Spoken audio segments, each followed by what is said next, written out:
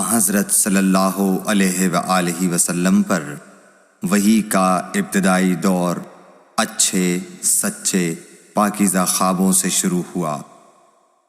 آپ خواب میں جو کچھ دیکھتے وہ صبح کی روشنی کی طرح صحیح اور سچا ثابت ہوتا۔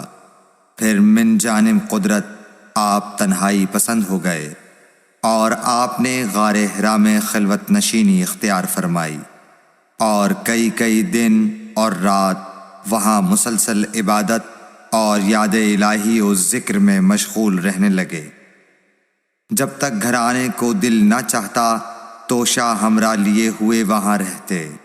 توشہ ختم ہونے پر ہی اہلیہ محترمہ حضرت خدیجہ رضی اللہ تعالی عنہا کے پاس تشریف لاتے اور کچھ توشہ ہمراہ لے کر پھر وہاں جا کر خلوت گزین ہو جاتے۔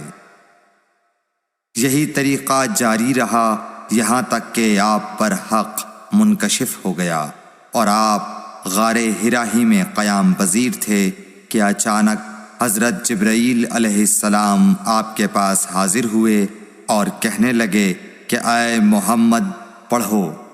آپ فرماتے ہیں کہ میں نے کہا کہ میں پڑھنا نہیں جانتا۔ آپ صلی اللہ علیہ وسلم فرماتے ہیں کہ فرشتے نے مجھے پکڑ کر اتنے زور سے بھینچا کہ میری طاقت جواب دے گئی۔ پھر مجھے چھوڑ کر کہا پڑھو۔ میں نے پھر وہی جواب دیا کہ میں پڑھا ہوا نہیں ہوں۔ اس فرشتے نے مجھ کو نہایت ہی زور سے بھینچا کہ مجھ کو سخت تکلیف محسوس ہوئی۔ پھر اس نے کہا کہ پڑھ۔ میں نے کہا میں پڑھا ہوا نہیں ہوں۔ فرشتے نے تیسری بار مجھ کو پکڑا اور تیسری مرتبہ پھر مجھ کو بھینچا۔ پھر مجھے چھوڑ دیا اور کہنے لگا کہ پڑھو اپنے رب کے نام کی مدد سے جس نے پیدا کیا اور انسان کو خون کی پھٹکی سے بنایا۔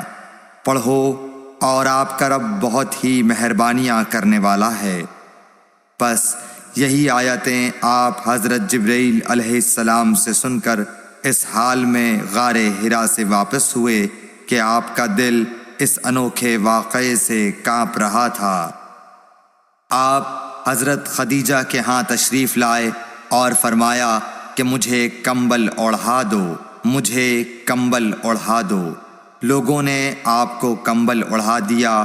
جب آپ کا ڈر جاتا رہا تو آپ نے اپنی زوجہ محترمہ حضرت خدیجہ رضی اللہ تعالی عنہا کو تفصیل کے ساتھ یہ واقعہ سنایا اور فرمانے لگے کہ مجھ کو اب اپنی جان کا خوف ہو گیا ہے۔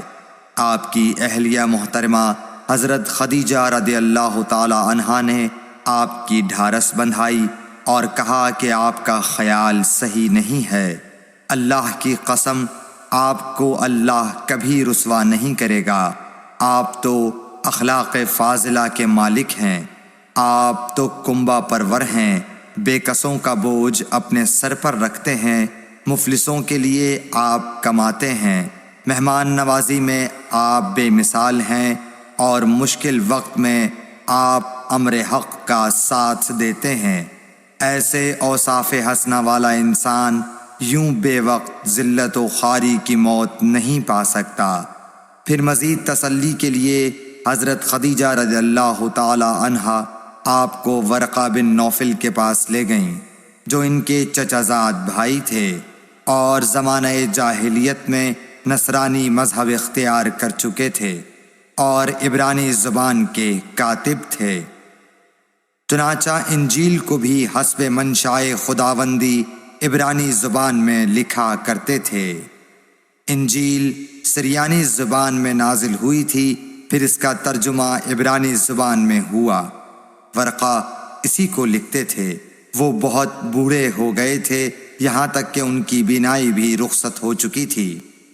حضرت خدیجہ رضی اللہ تعالی عنہا نے ان کے سامنے آپ کے حالات بیان کیے اور کہا کہ اے چچا زاد بھائی، اپنے بھتیجے محمد صلی اللہ علیہ وسلم کی زبانی ذرا ان کی کیفیت سن لیجئے۔ وہ بولے کہ بھتیجے آپ نے جو کچھ دیکھا ہے اس کی تفصیل سناؤ۔ چنانچہ آپ صلی اللہ علیہ وآلہ وسلم نے از اول تا آخر پورا واقعہ سنایا، جسے سن کر ورقہ بے اختیار ہو کر بول اٹھے کہ یہ تو وہی ناموس معزز رازدان فرشتہ ہے جسے اللہ نے حضرت موسیٰ علیہ السلام پر وحی دے کر بھیجا تھا۔